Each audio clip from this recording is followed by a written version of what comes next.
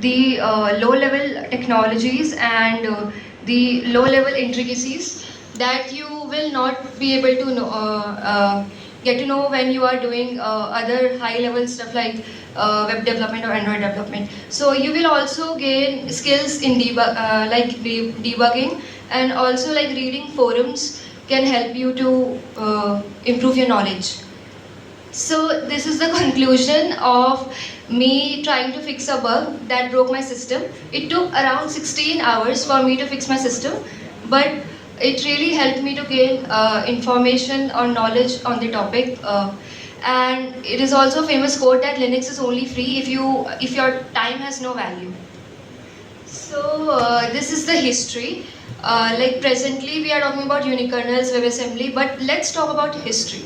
So how Unikernels or WebAssembly started? What was the early ways of computing? So here I have mentioned the different architecture. Like first we were using traditional mainframe system servers, and inside that we were dealing with the traditional OS architecture that consists of hardware layer, and on top of hardware we were running operating system, and then top of that we were installing third-party libraries and other dependencies and running our applications on top of that. And then later in early 20s, when the internet boom arises, dot-com bubble and all that, then this new technology, virtualization, came into existence. Um, in virtualization, we deal with virtual machines, and like on top of hardware we have a virtualization layer, and then that means we are dividing our hardware into different chambers, and we can allocate resources like CPU cores or like storage space, or like we can customize it according to our own needs, like whatever application we want to run, whatever our requirement is, on the basis of that. And then on top of those operating systems that we or the file systems that we have allocated, we run applications and or microservices. And then later on, like there were few shortcomings and disadvantages of virtualization. To solve that, this new technology, which proves to be a modern way of virtualization, it is containers. So containerization technology came into existence later, and this is the architecture which is at the top right. You can see the host operating system, and on top of that we have a container engine, that is Docker, Podman, that you might be knowing. And then we create different container runtimes, and those container runtimes consist of a container image, that is Docker image, or and inside that we have our application code or whatever necessary libraries we want to run that application. So now let's talk about, this was the history, but like where this technology is moving, like what's the future of cloud computing, like how we gonna be dealing with the compute in the coming years or the present. So presently we already got support for WebAssembly. There are few platforms that support give support for WebAssembly, and here I've given the example of Fastly. So Fastly is a platform that serves WASM modules or WebAssembly modules. You can deploy your own customized WebAssembly modules. And so like I will be talking about WebAssembly in future talks if I'll get opportunity to speak again. But here I will be talking about Unikernels. So how Unikernels proves to be the future of cloud computing. Here I have listed few projects or resources which is based on this new technology Unikernel. We have Unikraft, Muse, Mirage OS. So Unikraft, Muse and Mirage OS are the toolkits that provides us the tools to customize our own Unikernels. So first, we have already gone through the history or what's the present. Let's talk about what is Unikernel, because we were all talking about the history and all, but now let's focus on what exactly is Unikernel. So I have written a statement that explains Unikernel. Like I'll be explaining each part in detail. So Unikernel, also known as Library OS, is lightweight single address space, spatialized single purpose virtual machine hosted on minimal requirement. So first, it is a like also known as library OS. So you have seen a traditional OS architecture. Like, what's the use case of traditional OS? It is a general purpose operating system. It is for the general use cases. If you wanna watch a movie or play a game or do some designing or also code or hacking, we can use that traditional operating system. We have Windows, Mac OS. Linux is mostly used by people who are more into technology, but still, like, it's a general purpose operating system. But if you try to break down those operating system into different like small modules, we'll see that what exactly our operating system contains. It consists of a kernel and other third-party libraries, system calls, and few kernel modules. So we are not dealing with the complete OS here. We are just trying to select few kernel modules that we need for our application, our actual application code, or few third-party libraries. So we'll be taking those modules and use them as a library to create a unikernel image. That's why it is known as library OS, because here we are using operating system as a library. We all know that we think that operating system is a system software, like we cannot even imagine how to use it as a library, but like breaking down into different modules, we can choose, select the modules that we actually need for our application and just create an image out of it, and that is unikernel image.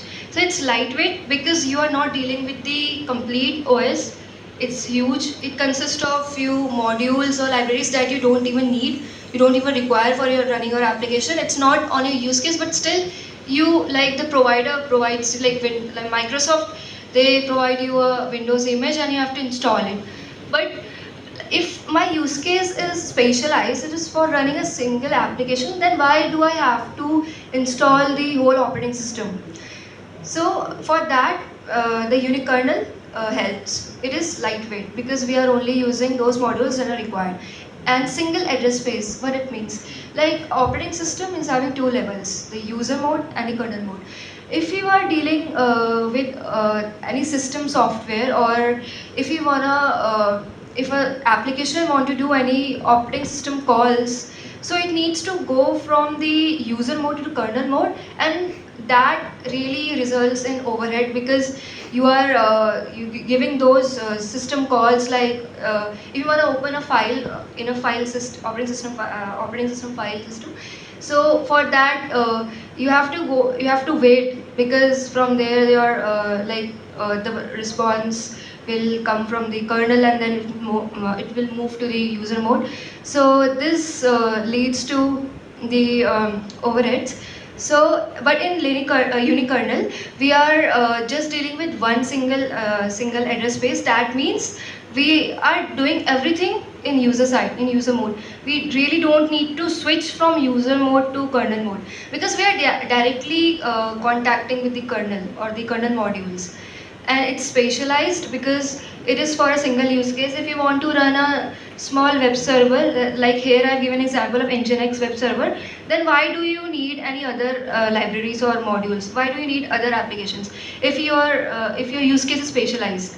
So unikernels are used for such use cases, and it is a virtual machine hosted on minimal requirement, because we are hosting a unikernel on top of a virtualization layer. So for that, either we need Docker as a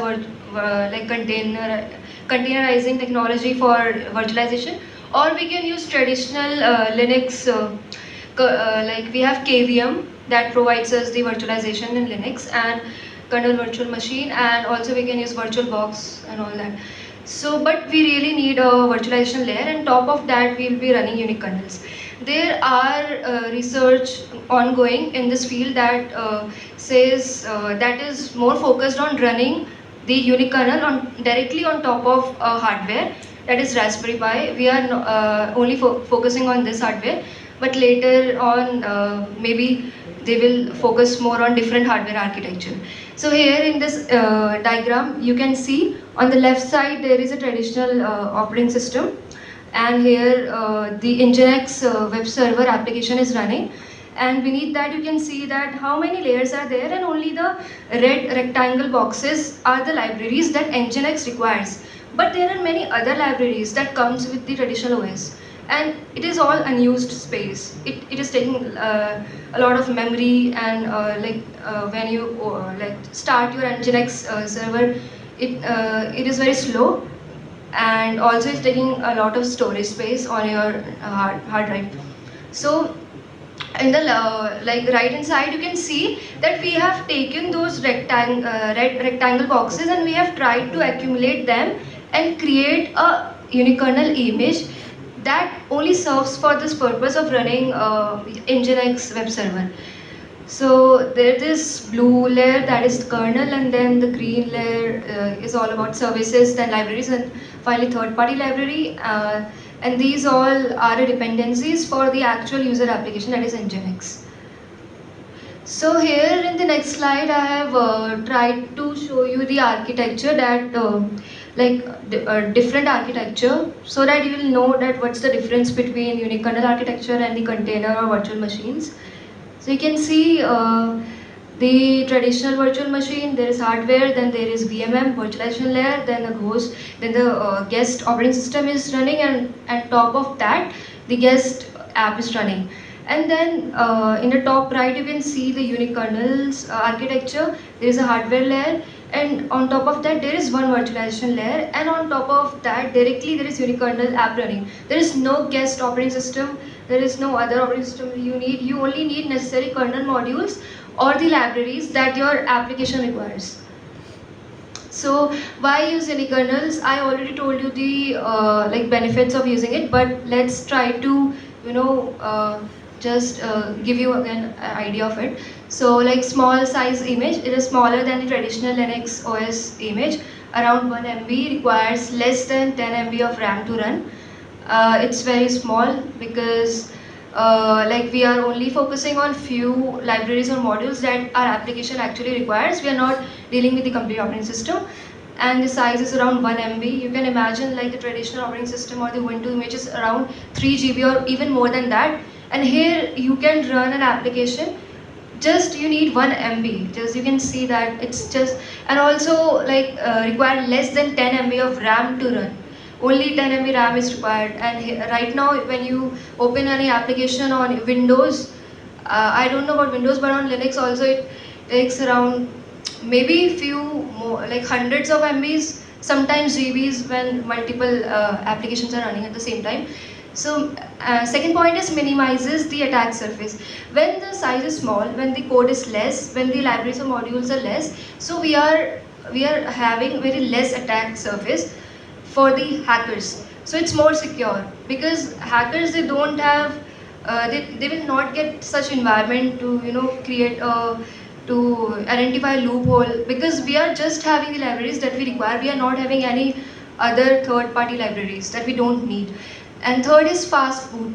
Total boot times is around 3 milliseconds to 40 milliseconds, faster than traditional Linux, obviously, because here I will show you a demo of Nginx web server that boots within like 3 milliseconds. Like overall time, maybe more than that, but I am just telling you the approximation. And it also provides isolation like VMs. No need to install guest operating system. You are directly running it on top of virtualization layer. Can run directly on hardware too. Raspberry Pi research is ongoing, and higher performance. Obviously, because of the above points, it will provide us the higher performance because we have reduced all the overheads. So, like running Nginx, SQLite, and Redis on Unikraft results in a 1.7x to 2.7x performance improvement compared to Linux guests. This is just a result of the benchmarks that we have done by running these applications on the Unikraft toolkit, that is that is a customization toolkit for the unikernels. So, but we have focused on like why to use unikernel, but we should also see like why not to use, because we just cannot say that this technology is best every time, because it depends on the use case, like for what use case you are dealing with, or what kind of applications you want to run, what industry you are focusing in. So if you want to run a traditional LAMP style application that requires a whole bunch of operating system, that means it requires multiple libraries, or the kernel modules. So it's better to just use a traditional Linux kernel instead of a Unikernel, because Unikernel is focused on specialized use case. If you're running a general purpose application, or if you're in the industry, your focus is on focusing on general public or the users, that it can run on this device also and can run on multiple architecture, then you should use an additional Linux kernel. But if you are focusing on the specialized communities like few research organization or maybe scientific community, because they mainly deal with such things, they create one specialized hardware to deal with their one problem, because they need more performance out of it. That's why they use unikernels. And second point is language specific unikernels like Mirage OS is written in OCaml, but there might be few libraries not written in OCaml that your application requires. So you will have to write those libraries in the language for your unikernel support. So there are few unikernels that are language specific, like there is Mirage OS, it is written in OCaml.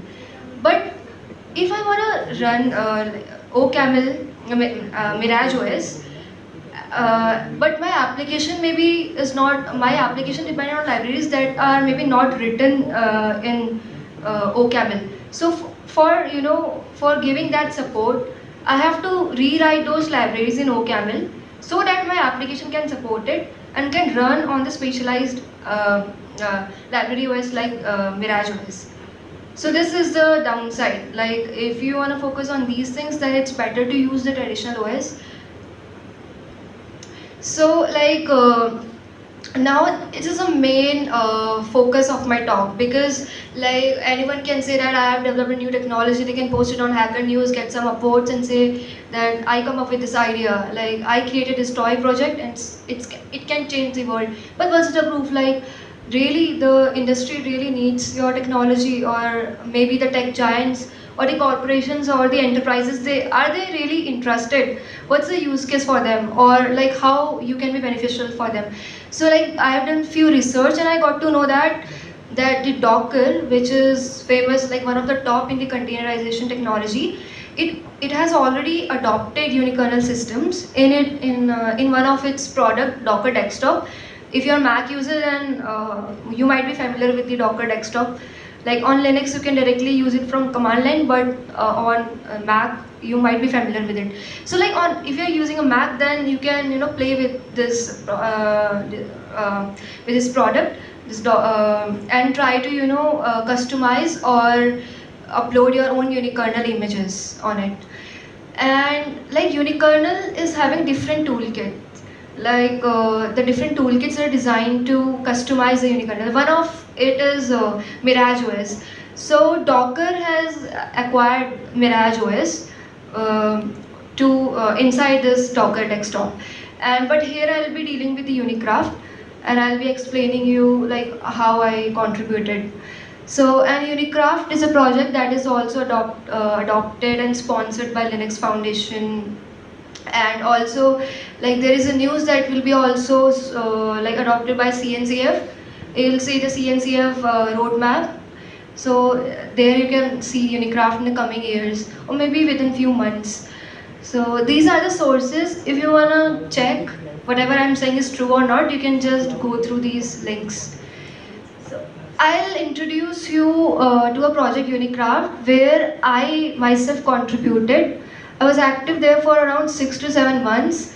How I got into that project, it's very important, because I was just reading a research paper on library operating systems. From there I got to know about unikernels. Then I tried to Google this term unikernel, and then I got to know about few articles, but they were very old. They were not the current or the latest ones. So then I went to the Hacker News forum and tried to search for this term, and then from there I got to know that Unikraft community, something like this exists, and this is now changing the world of cloud computing. It's like a future of cloud computing, you can say. So Unikraft is a novel micro-library OS to build, run, package unikernel images, customize the unikernel, and include only relevant components quickly and easily. Because previously there were many projects like Mirage OS, OSV, Include OS. There were many such projects, but they were focused on customizing unique kernel images, but they were not really focusing on beginners, like how they can quickly adapt to this environment, like how they can interact with the community. There were not beginner friendly tools to say, but Unikraft introduces us with a tool craft kit that helps us to interact with the unique kernels. We can customize it, we can port our application to Unikernels and then run it on cloud platforms like Docker already got a support, and even you can do the container orchestration using Kubernetes. Like there is a support for that like currently, and these are the sources you can go through. Like I'll just show you a small demo. It's not a big thing because this talk is not a workshop. It's just I just want to introduce to you to a new technology that maybe very few of them know, like, but now you know, so you can try to explore and see, like there are things that going beyond the traditional cloud computing. We just know containers or the Kubernetes and all that, but there is a lot more going on in the industry if you'll try to research more and dig web in deep. So this is Unikraft. Like I'll be talking about Unikraft toolkit here. So I'll just want to tell you that how Unikraft started, because it's very inspiring. They started as a research project in university in Europe, and then from there they started this open source project, Unikraft OSS project, and then they started a Discord server and then GitHub organization and all. And then later they focused on industry, like how to get adopted in the industry. So they started writing research paper, they started benchmarking stuff and putting it on internet. They started going on conferences and giving talks, and then they find out that OMG, I mean Docker, they just got the support. So it was a big deal for them. So at that time they were serious about this thing. It was not just a technical geeky project, it was more than that. It is something that maybe in future coming years you all will be using on your laptop. Like forget about containers or virtual machine, they are old age things. Now we are moving on to unikernels, WebAssembly. So, they just gained confidence because of Docker.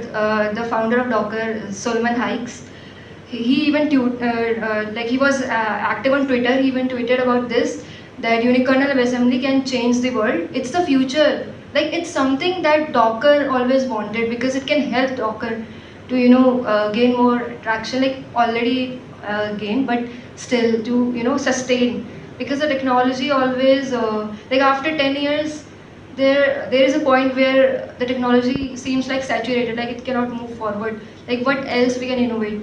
But this thing is innovating the way we are working with our compute. So from here, OSS project, they gained the confidence and they started their own cloud service provider, Craft Cloud. You know GCP, AWS, Azure and all that, but let's talk about Craft Cloud. So here you can deploy your own unikernel images, similar to Docker Hub, where you can upload your Docker images, whatever the container images. So that's how they started. And then through this product, they have Craft Cloud. They're running their startup, European-based startup Unikraft. I mean, they started with a research project, then they moved to OSS project, open source software project, and then they started their own Craft Cloud. And now they are a startup, just you can see. And maybe in few years, it can become a full-fledged company, get some more funding, and maybe after years, maybe a decade or two, it can become another big tech like we have AWS or GCP. So just you can get inspired that how a normal research project can get such high. It's just because they followed industry. Whatever trends they had, they were not very hyper about the trends. They were not following it blindly. They knew that what they wanted to do. They were just trying to, they were just trying to gut checking it like every day, like by doing benchmarking, that whatever they are doing, like it's really something that industry needs or the companies needs. So I'll just show you a demo. This. So first I have cloned the repository of the examples app repository from the Unikraft OS's organization. Inside that example folder, I had many other applications, but here I will be focusing on Nginx server. So first, let us check like how many cloud instances, like how many Unikernel instances are running on top of Craft Cloud. So here are 3 right now running. Just let us deploy one more instance. If you just want to see like what this Nginx directory consists of, I can just show you. So it consists of a craft file, which is Unikraft architecture file. Like we have Docker file for like Docker. So similarly, we have craft file for the Unikraft. So let me just show you. So it consists like similar to Docker file. The you can see the format is same. We have just mentioned the runtime and the directory and the command. This is cmd command. Just I'll show you by running it. This is the command craft cloud deploy. I'm deploying it on port 443, and let's see.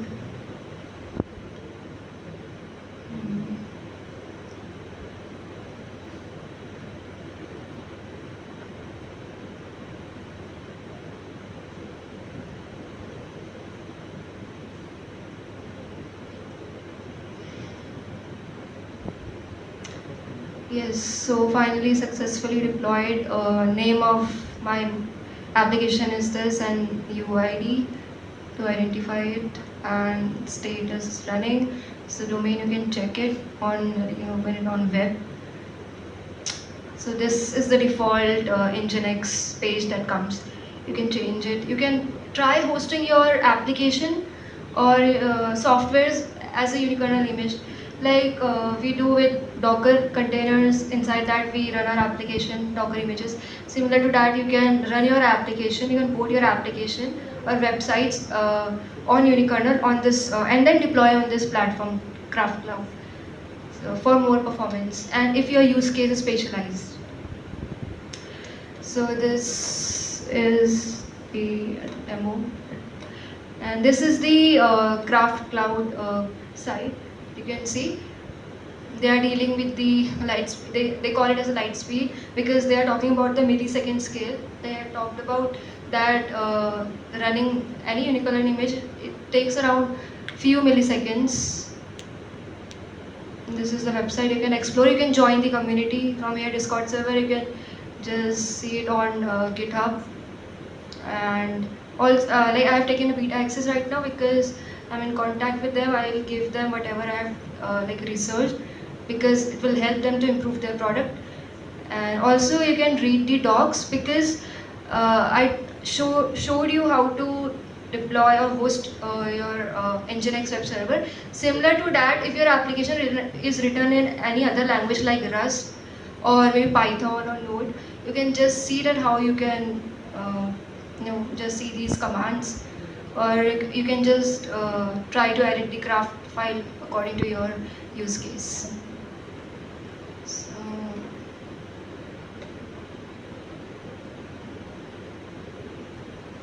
So like I just want you to become a part of this community, this evolution of computing.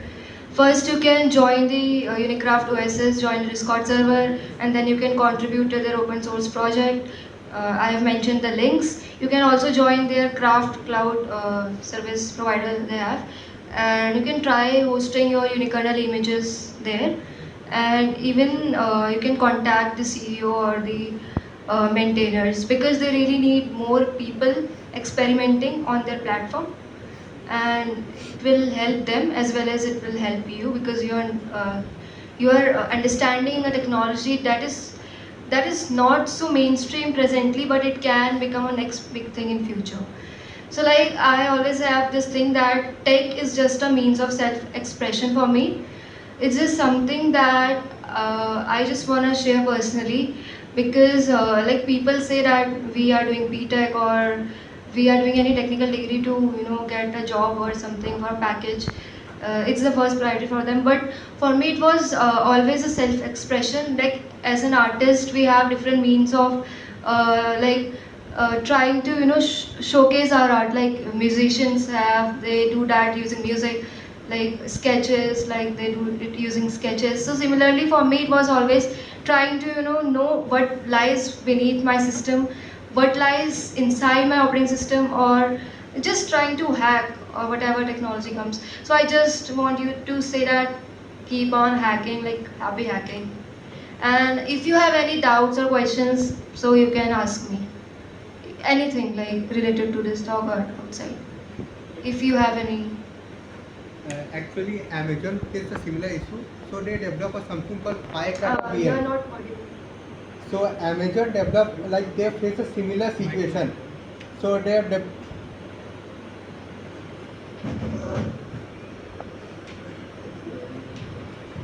Amazon faced a similar situation and they developed something called as Firecracker VM. Yeah. So how is it different from Firecracker VM? So it's the same thing. Like they are also doing it, but they are more focused. Like they're more focused on the server side, like the cloud. But I think this, for but example, this Unikernel is more specialized. It can run directly on top of our hardware, and like even I think Firecracker runs on the native like the yeah, it can run. Yeah. yeah. For example, I was reading a blog, so you might be familiar with Code Sandbox.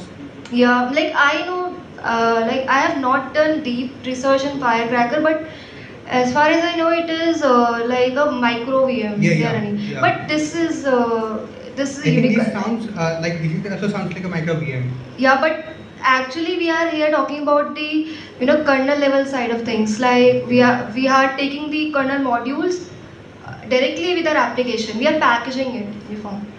It's not just a high application running on cloud. So I think like for example, Performance. yes, Yeah. for Sandbox, they wrote a blog on like how they use Firecracker. So they also just showing the benchmark. So they showed that they were able to like boot up entire VM for like Nginx and all within just 2 seconds. That's completely on Firecracker. Like they might be focusing on the same thing, but the way we are doing it's different. The methodology. Okay. So can I how can I run it my like on my laptop or I can how can I test it? Like this Unikraft. Yeah. Like for that, I can just show you. Like there are various toolkits, but here I have talked about Unikraft. So you can just go to the website. This is the actual OSS project website. This one that you saw, this Craft Cloud, it is their product from where they are getting money, startup thing. But the OSS project, this website is for that. You can just go to get started, and here are few few ways. You have to first install their tool, craft kit, and Okay. using that you have to create a craft file that I showed you, and inside that you will be So basically, I'm manage. building like a entire kernel, right? Yep, yeah. Okay. Thanks. Any other questions? So we can end it then. Thank you.